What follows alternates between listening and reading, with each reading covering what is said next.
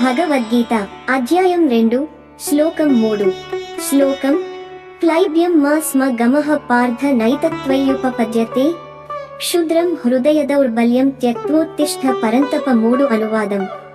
ఓ అర్జున, నీకు ఇది తగదు. ఈ నీచమైన కమ్మయ్యలేని నడచే ధోరణి, అసక్తత, ఇది నీ ధైర్యానికి వత్తాసు కాదు.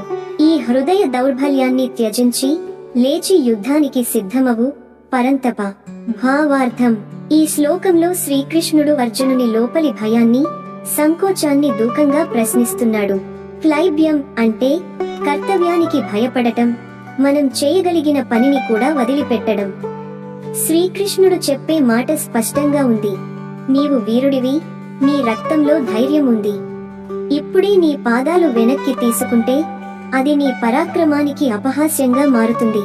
తాత్విక సందేశం: ఈ శ్లోకం మనకు ఒక గొప్ప బోధన ఇస్తుంది. మన హృదయంలో ఎప్పటికప్పుడు చొచ్చుకొచ్చే భయాలు, అసంతృప్తులు, విశ్వాసహీనత, ఇవన్నీ మన మనోబలాన్ని క్షీణింపచేస్తాయి. శ్రీకృష్ణుడు మనకు చెబుతున్నాడు, నీవు బలహీనుడు కాదు, నీవు మహాసాధకుడు. భయాన్ని త్యజించు, ధైర్యంగా ముందుకు నడుచు.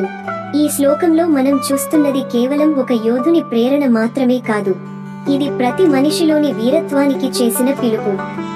నీవు కూడా ఆ అర్జునుడే. నీ జీవిత యుద్ధంలో కృష్ణుని మాటలను విను, లేచిపడు. ఈ సందేశం నీ హృదయాన్ని తాకిందా? అయితే ఈ వీడియోను లైక్ చేయండి, మీ మిత్రులతో షేర్ చేయండి, ఇంకా మా ఛానల్ను సబ్స్క్రైబ్ చేయండి. ధన్యవాదాలు. జై శ్రీకృష్ణ.